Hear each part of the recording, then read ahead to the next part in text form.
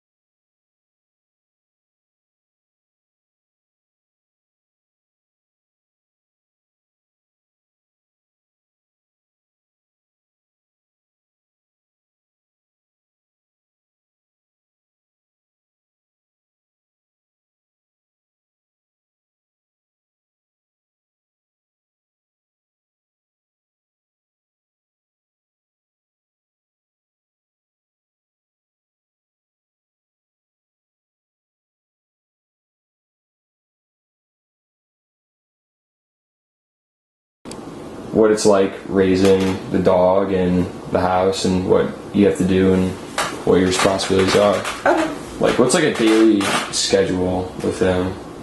So right now, I usually get him up and I take him for a walk, and we work through whether he's barking at things on the walk or not. We're working on pulling. He had a really bad issue pulling on the leash, so that's what we do, and that kind of keeps his mind engaged and settles him down and wears him out for the rest of the day. And then we come home and I feed him, and we usually do a little playing. And then just throughout the day, because he's not doing anything else, we'll work on noises. So we'll like knock on the table and see how he reacts to that, which he just did really well on. Like working in and out of the doors. He's at the stage now where he has to give me eye contact before he goes through the door. So he'll sit there and he'll give me eye contact, and I'll tell him kennel, and he'll walk through the door. So we work on that. So just little things that aren't very stressful that we can do even though he's on vacation.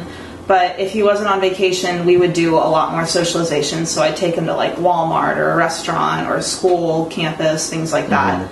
But for right now, it's just very little impact, like low stress situations for him. What does he usually do when he's around the house? So we try to let him snuggle for a little bit, and then we'll play fetch with the tennis ball a lot. We've been going outside now that it's warm.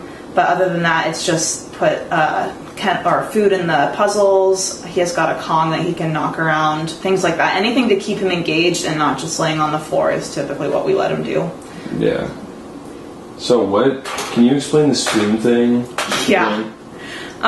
When they're really little, you're told to put like things with different textures and materials in their mouths so they get used to it, because you don't know what they're going to have to pick up for the person they're helping later on. And so one day we gave him a spoon because it's metal and it's a weird shape and it makes big noises when he chews on it. And ever since then, that's his spoon.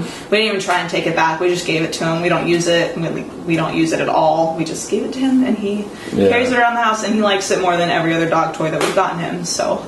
How long is he on super vacation for?